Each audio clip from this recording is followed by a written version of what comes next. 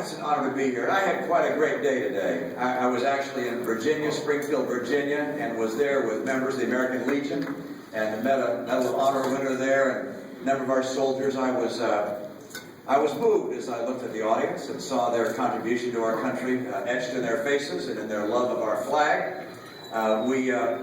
We spoke together. I thought of that wonderful line from one of our American hymns, "Oh, beautiful for heroes proved in liberating strife, who more than self their country loved, and mercy more than life."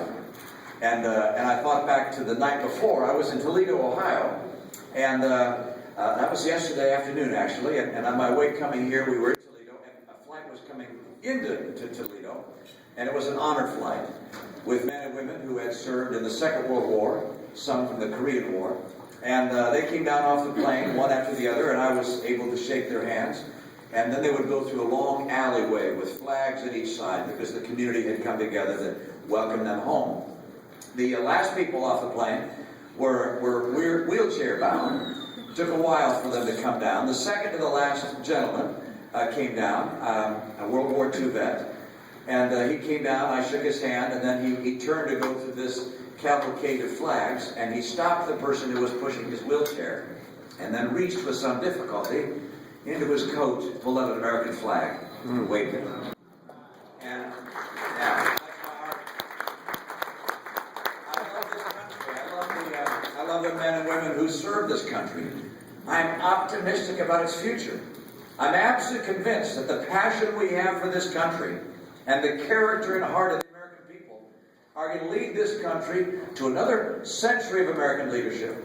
The world will benefit by virtue of the freedom they will enjoy.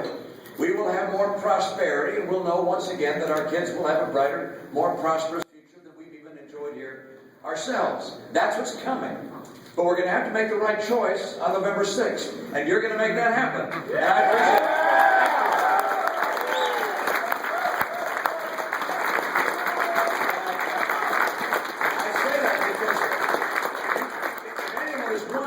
Kind of results would come from an Obama re-election. Just look at the results that came from his first term. His only term, by the way, but his first term. And then, as you just saw today, we saw 1.3% growth of our economy in the last quarter. That was revised down. 1.3%. That means so far this year we're growing more slowly than either of the last 2 years. This is the result of policies that have not reignited our economy. Where's that recovery? This is a president, by the way, in the light of that, has a plan for the country which unfortunately is virtually identical to what he's been putting in place the last 4 years. The plan that did not work. He's out there saying we should have another stimulus. How'd the first one work? He wants to pick winners and losers. Pick companies to invest in. He put $90 billion in 1 year into his green energy companies. Some people say he likes to pick winners and losers. Another friend of mine said, no, he likes to pick losers. So well. Good line. And then, of course, his $1 trillion deficits will continue to mount up. I think by the end of a second Barack Obama term, you'd be roughly $20 trillion in debt. That slows GDP growth. Holds down jobs. By the way, we say GDP growth. Let's make sure and translate that. That's people working. That's rising or lowering income. If you're not growing, you don't have more people working. You don't have incomes going up.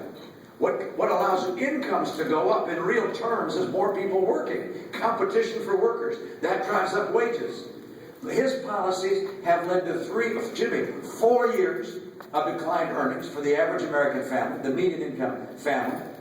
Have led to 23 million Americans out of work, or stop looking for work, or can't get a job that's up to their needs. They get part-time jobs. This has been a presidency that has not worked. And so he goes to the Democratic convention and has no new ideas. I mean, he's out of ideas. He's out of excuses. So in November, we're going to put him out of office. We got to do that. All right.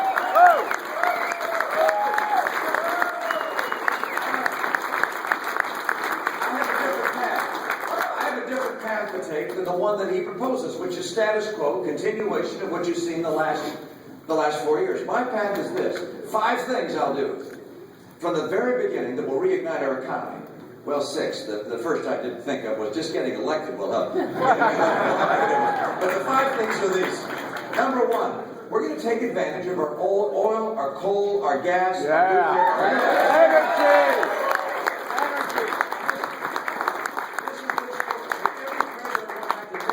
has spoken about getting energy independence, but now we have the technology and the resources to actually do that.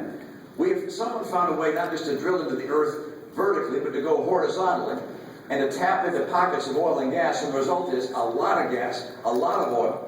We have the capacity, if we take advantage of it, and if we build that pipeline from Canada, which I will do if I have to do it myself.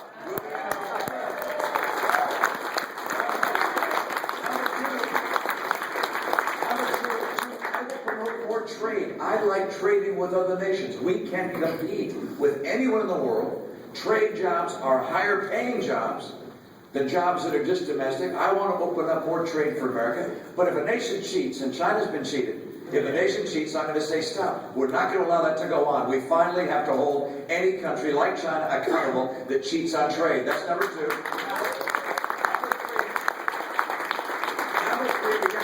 People have to have the skills to succeed, and for people who are adult, that means better training programs. I think better at the state level. We have 47 different federal training programs, reporting to 8 different federal agencies. Can you imagine the overhead, the waste? I want to take the money, send it back to the states, and say, you run your programs in the way you think best for your own people.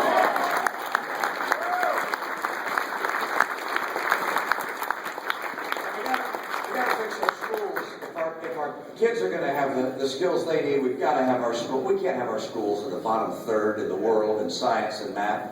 And we know what to do. We know what the answer is. By the way, the answer all revolves around teachers and hiring the best teachers, promoting the best teachers, measuring their performance, promote this. It's all about teachers. That's what makes the difference. We're going to have to put the kids first, the teachers up there with them, and the parents, and the teachers' union is going to have to go behind. Put the kids first.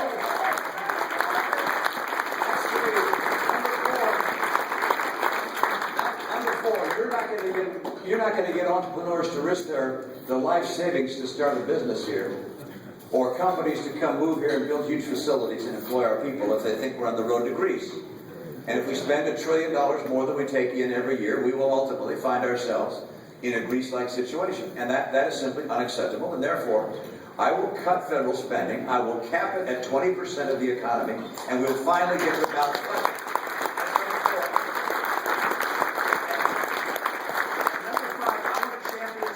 Business. I want to make it easier for small business to grow and thrive. Right now, we make it very hard for small business with our tax policies, our regulatory policies, with Obamacare. I'm going to replace Obamacare with something that gets the cost of health care under control and is not going to use burden on small business. And my tax plan, by the way, I want to lower tax rates. I'm going to also lower deductions and exemptions, but I'm getting the tax rates down because that encourages growth. It puts more people to work. And people looked at my plan and have said it will add 7 million new jobs. The president's tax plan will cost 700,000 jobs. A very different approach. Look, we did those things. Those 5 things will create 12 million new jobs.